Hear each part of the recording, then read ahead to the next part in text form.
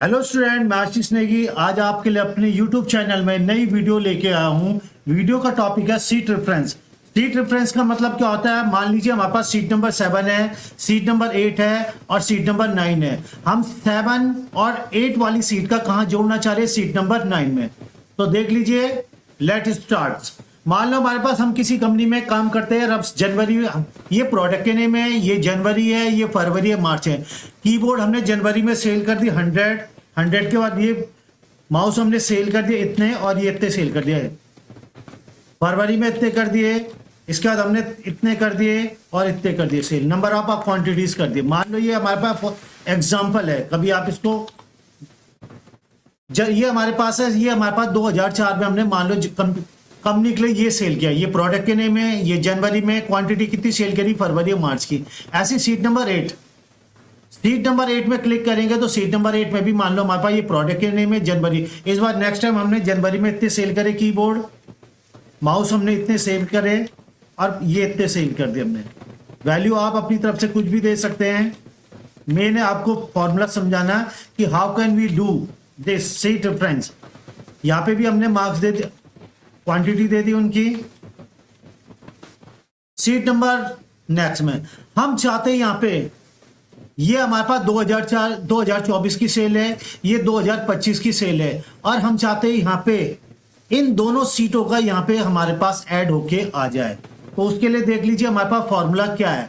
तो आपने पहले करना है, ये सीट नंबर 7 में और सीट नंबर 7 में कौन सा वाला सेल है? G5।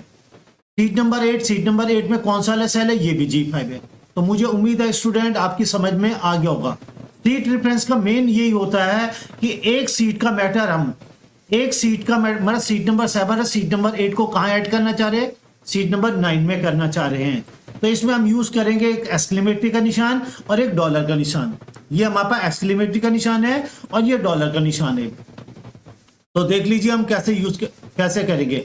तो यहाँ पे पहले कौन सी वाली सीट का ऐड करना चाह रहे हैं? सीट नंबर 7 का।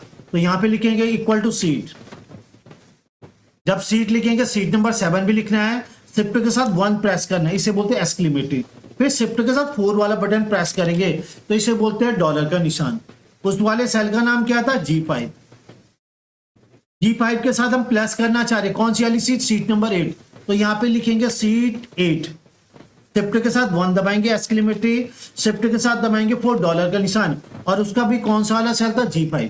और जैसे आप एंटर मारेंगे तो यहाँ पे आगे ये देख लीजिए सीट नंबर 7 में अगर मान लो यहाँ पे 500 है, जनवरी में हमने कीबोर्ड कितनी सेल करी है? 5। सीट नंबर 8 में भी जाएंगे और फरवरी में भी 500 करा है। तो सीट नंबर 9 में जाएंगे तो ये हमारे पास टोटल आ गया है। मुझे उम्मीद है आपकी समझ में आ गया होगा। इसे बोलते हैं सीट रेफरेंस। तो ये हमारे पास टोटल सेल्स अप टू आ गई है 2024 और 25 की 6 में यहाँ पे जोड़ के। फिर हम इसको क्या करेंगे?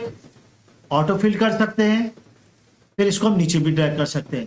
तो मुझे उम्मीद है स्टूडेंट ये फॉर्मूला आपकी समझ में आ गया होगा। सीट रेफरेंस का मेन पर्पस यही होता है कि दो सीटों का मैटर एक सीट में ऐड करना चाह रहे हैं तो सीट रेफरेंस का यूज करेंगे, साथ में एक्सक्लेमेटरी और डॉलर का निशान भी यूज करेंगे। अगर आपकी वीडियो समझ में आए तो प्लीज चैनल को लाइक और सब्सक्राइब कीजिए। Thank you, have a nice day.